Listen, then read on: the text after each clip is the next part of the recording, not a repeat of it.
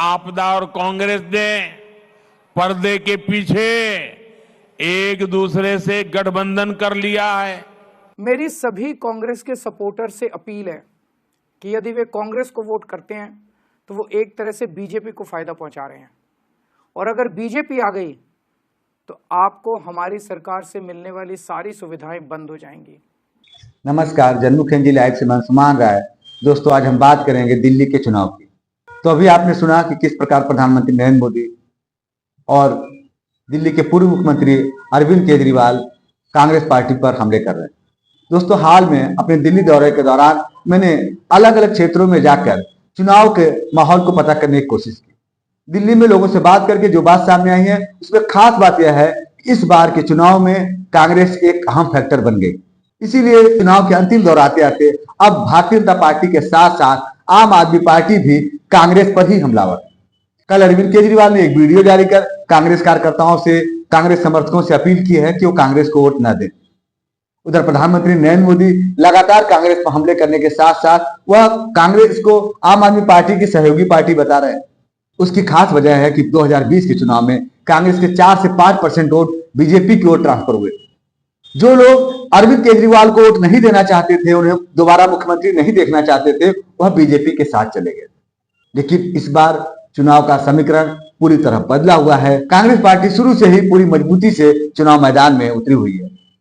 बीच का कुछ समय, एक हफ्ता जिसमें राहुल गांधी की तबीयत खराब हो गई, उन्होंने कई अपनी रैलियां और अपने कार्यक्रम रद्द किए थे, उस पीरियड को छोड़ दें तो कांग्रेस पहले भी हमलावर थी और अपनी तैयारियों को लेकर मजबूती से मैदान में थी, और एक हफ्ते बाद फिर से मजबूती से मैदान में है। और आज कांग्रेस की ओर से प्रियंका गांधी ने भी मोर्चा संभाल लिया है और उनकी भी चुनाव में एंट्री हो गई है। उन्होंने आज नांगलोई में अपने प्रत्याशी के समर्थन में रोड शो किया। इसमें भारी भीड़ देखी जा रही है। लेकिन चुनाव को लेकर जो मुख्य बातें हैं वह मुकाबला आम आदमी पार्टी और भारतीय जनता पार्टी के बीच ही। लेकिन 20 से 25 सीटें ऐसी हैं जिन पर कांग्रेस मजबूती से चुनाव लड़ रही है। वह इन सीटों को जीत पाएगी, नहीं जीत पाएगी, लेकिन वह भारतीय जनता पार्टी और आम आदमी पार्टी दोनों का खेल बिगाड़ सकती है। और इसी डर से अब चुनाव के अंतिम चरण आते आते भाजपा और आम आदमी पार्टी दोनों कांग्रेस पर ही हमले करने लगे। और कांग्रेस पार्टी को भी पता है वह 20 से 25 सीटों पर भी मजबूत लड़ाई लड़ सकती है, तो वह 30 से 35 सीटों पर भी अपनी जीत हासिल कर सकती है। कांग्रेस इस चुनाव में कितनी सीटें हासिल करेगी यह चुनाव परिणाम में सामने आएगा। लेकिन जिस प्रकार कांग्रेस पार्टी चुनाव प्रचार कर रही है वह भाजपा और आम आदमी पार्टी दोनों के निशाने पर है। और इसकी सबसे बड़ी वजह है कि इस बार कांग्रेस पार्टी अपने वोट प्रतिशत में काफी इजाफा करने जा रही है। कम से कम जो 2015 के चुनाव में कांग्रेस पार्टी का वोट था 14 से 15%, उतने वोट परसेंट तो कांग्रेस को निश्चित आने जा रहे हैं।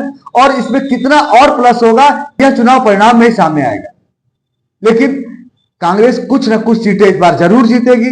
सरकार किसकी बनेगी इसको लेकर अभी भी सस्पेंस है। दिल्ली की जनता भी इस बार उहापोह में है। आम आदमी पार्टी से लोगों की नाराजगी बढ़ी है, लेकिन सबसे बड़ा सवाल यह है कि वह नाराजगी क्या इस हद तक है कि आम आदमी पार्टी सत्ता से बाहर हो जाए।